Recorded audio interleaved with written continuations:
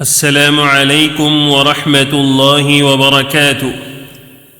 الحمد للہ رب العالمین والصلاة والسلام علی رسولہ الکریم، اما بعد۔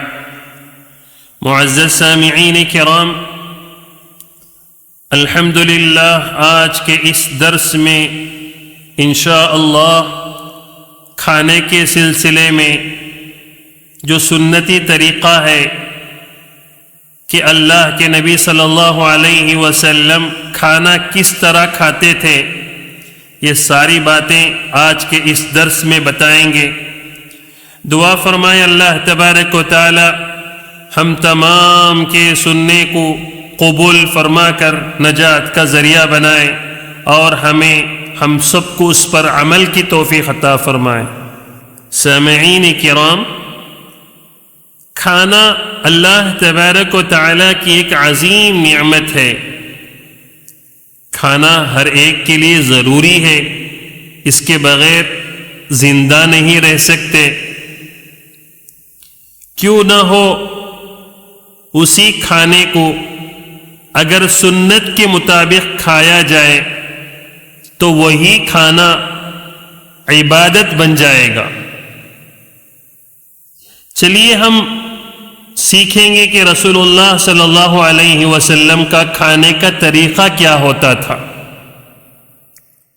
سب سے پہلے اللہ کے نبی صلی اللہ علیہ وسلم کھانا کھانے کے لیے تشریف لاتے تو یہ معلوم کرتے کہ یہ کھانا کہاں سے آیا ہے، یہ کھانا کہاں سے آیا ہے، یہ حلال ہے یا مطلب آپ کا پوچھنے کا مطلب یہ ہوتا تھا کہ یہ کھانا حلال ہے یا کہاں سے آیا ہے، کدھر سے آیا ہے، یہ آپ تھوڑا تحقیق کر لیتے تھے۔ مسلم شریف کی حدیث ہے، حضرت ابو ہریرہ رضی اللہ عنہ اس حدیث کے راوی ہیں، فرماتے ہیں کہ نبی کریم صلی اللہ علیہ وسلم نے ارشاد فرمایا، اے لوگوں، بے شک اللہ تبارک و تعالی پاک ہے، پاکی کو پسند فرماتے ہیں۔ اللہ تعالی مومنوں کو حکم دیتا ہے جس کا حکم رسولوں کو دیا تھا، چنانچہ ارشاد ہے، یا ایھا الرسل کلوا من الطیبات واعملوا صالحا انی بما تعملون علیم۔ اے رسولوں، پاکیزہ رزق کھاؤ، نیک اعمال کرو، جو تم کر رہے ہو اللہ تبارک و تعالی ان ساری چیزوں کو بخوبی جانتے ہیں۔ پھر آپ علیہ الصلاۃ والسلام نے آگے ایک شخص کا ذکر فرمایا جو لمبے سفر پر ہو، پراگندہ حال ہو، غبار آلود ہو، اس حال میں اپنے دونوں ہاتھ آسمانوں کی طرف پھیلاتا ہوا یوں کہہ رہا ہو، اے میرے رب، اے میرے رب۔ حالانکہ سفر میں جو دعائیں مانگی جاتی ہیں اللہ تبارک و تعالی رد نہیں کرتے، سفر کی دعائیں قبول ہوتی ہیں، لیکن اس کے باوجود پراگندہ بال ہیں، غبار آلود ہے، اتنی تکلیف، اور پھر اسی تکلیف کے حال میں وہ اللہ تبارک و تعالیٰ کے یہاں ہاتھ پھیلا کر یوں کہہ رہا ہے، اے میرے رب، اے میرے رب۔ حالانکہ اس کا کھانا حرام ہے، اس کا پینا حرام ہے، اس کا لباس حرام ہے، حرام چیزوں سے اس کی پرورش ہوئی ہے، تو اللہ تبارک و تعالی کیسے اس کی دعاؤں کو قبول فرمائیں گے؟ یعنی اس حدیث میں اللہ کے نبی صلی اللہ علیہ وسلم کے فرمان کے مطابق آپ کا فرمان یہ ہے کہ حلال روزی کھاؤ، حرام سے بچو۔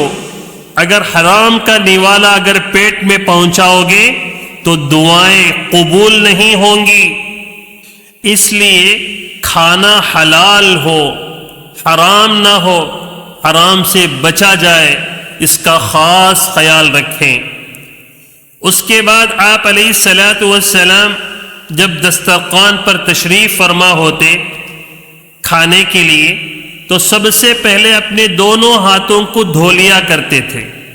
امی عائشہ رضی اللہ عنہا فرماتی ہیں کہ نبی کریم صلی اللہ علیہ وسلم جب کھانا کھانا چاہتے تو وَإِذَا أَرَادَ أَن يَأْكُلَ غَسَلَ يَدَيْهِ، تو اپنے دونوں ہاتھوں کو دھو لیا کرتے تھے۔ تو معلوم یہ ہوا کہ کھانے سے پہلے ہاتھوں کو دھونا سنت ہے۔ اس کے بعد آپ علیہ الصلاۃ والسلام جب کھانا شروع فرماتے تو آپ بسم اللہ پڑھتے تھے، بسم اللہ پڑھتے تھے۔ بسم اللہ کا پڑھ کر کھانا سنت ہے۔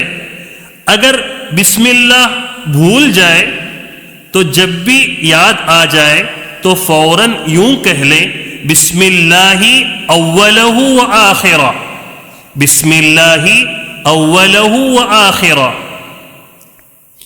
بخاری شریف کی ایک حدیث ہے، عمر بن ابو سلمہ رضی اللہ عنہ کہتے ہیں کہ میں رسول اللہ صلی اللہ علیہ وسلم کی پرورش میں تھا، میرا ہاتھ کھانے کے برتن میں ادھر ادھر گھوم رہا تھا۔ بچپنے کی وجہ سے میرا ہاتھ کھانے کے برتن میں ادھر ادھر گھوم رہا تھا۔ میں ادھر بھی ہاتھ ڈال رہا تھا، ادھر بھی ہاتھ ڈال رہا تھا، ادھر سے بھی کھا رہا تھا، ادھر سے بھی کھا رہا تھا۔ تو اللہ کے نبی صلی اللہ علیہ وسلم نے ارشاد فرمایا، اے بیٹے بسم اللہ پڑھ کے کھاؤ، سیدھے ہاتھ سے کھاؤ اور اپنے قریب سے کھاؤ۔ سمجھ رہے؟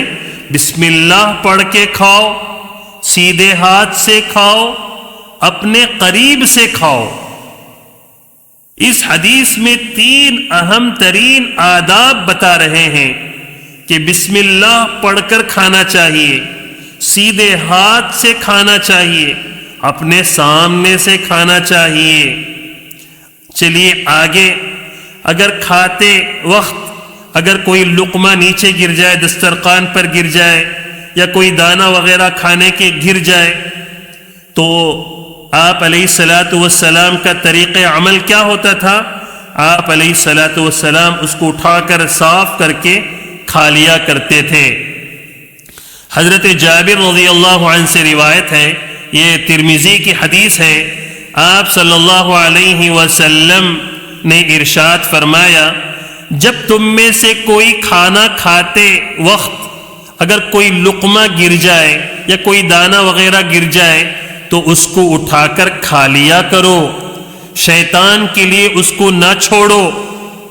تو معلوم یہ ہوا کہ اگر کوئی دانہ وغیرہ یا کچھ کھانے کی چیزیں جو ہے دسترخوان پر گر جاتی ہیں تو اس کو اٹھا کر کھا لینا یہ سنت ہے۔ جی ہاں، آگے چلیے، اللہ کے نبی صلی اللہ علیہ وسلم جب کھانا کھاتے تو کبھی بھی آپ کھانے میں عیب نہیں لگاتے تھے، کھانے میں عیب نہیں لگاتے تھے، عیب نہ لگائیں کھانے میں۔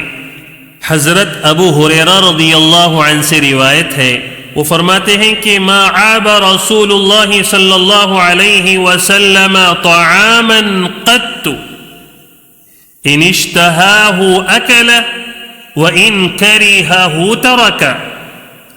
اللہ کے نبی صلی اللہ علیہ وسلم کبھی کسی کھانے کو عیب نہیں لگاتے تھے، یہ کھانا ایسا ہے، یہ کھانا کھٹا ہے، یہ کھانا تیز ہے، یہ میٹھا ہے، اس طرح عیب نہیں لگاتے تھے، بلکہ آپ کا طریقہ انداز یہ ہوتا تھا کہ اگر آپ کو پسند ہوتا تو آپ اس کو کھا لیتے تھے، اگر آپ کو پسند نہ ہو تو اس کو چھوڑ دیتے تھے، عیب نہیں لگاتے تھے۔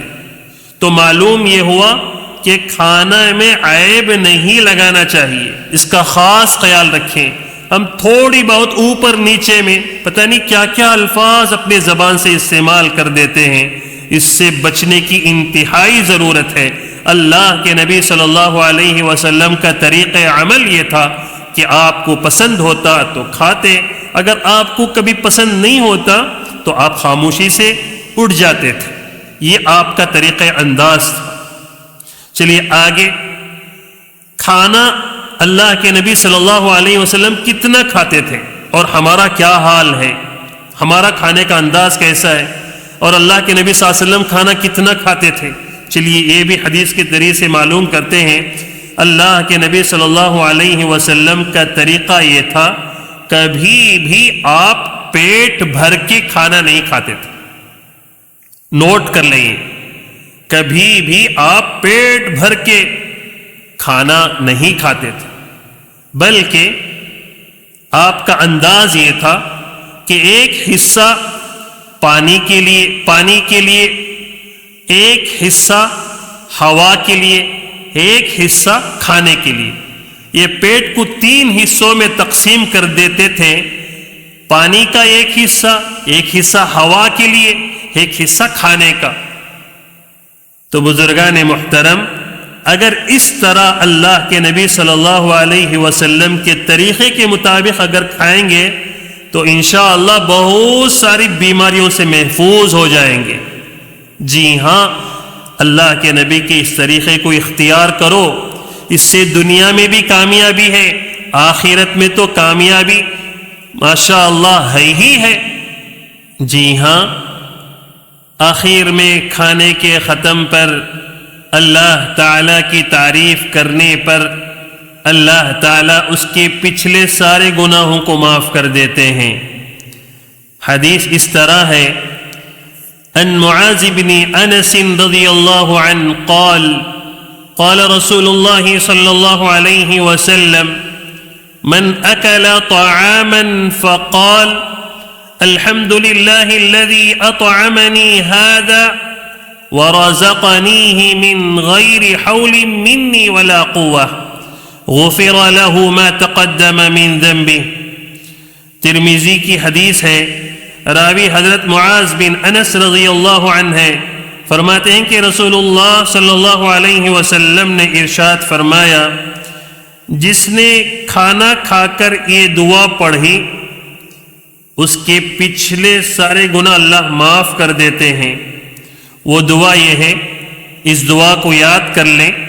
چھوٹی سی دعا ہے لیکن فضیلت کے اعتبار سے کتنی بڑی فضیلت ہے. کھانا کھانے کے بعد صرف یہ دعا پڑھ لیں گے تو اللہ تبارک و تعالی پچھلے سارے گناہ اللہ معاف کر دیتے ہیں. الحمدللہ الذی اطعمنی ھذا ورزقنیہ من غیر حول منی ولا قوة. الحمدللہ الذی اطعمنی ھذا ورزقنیہ من غیر حول منی ولا قوة.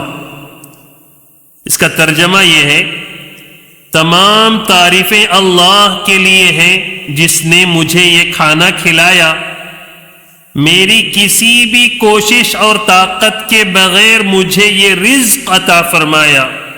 میں اس پر اللہ کا شکر ادا کرتا ہوں، اللہ کی تعریف بیان کرتا ہوں. تو اللہ تعالیٰ اس پر اتنا خوش ہوتے ہیں کہ غفر له ما تقدم من ذنبی، اللہ پچھلے سارے گناہ اللہ معاف کر دیتے ہیں.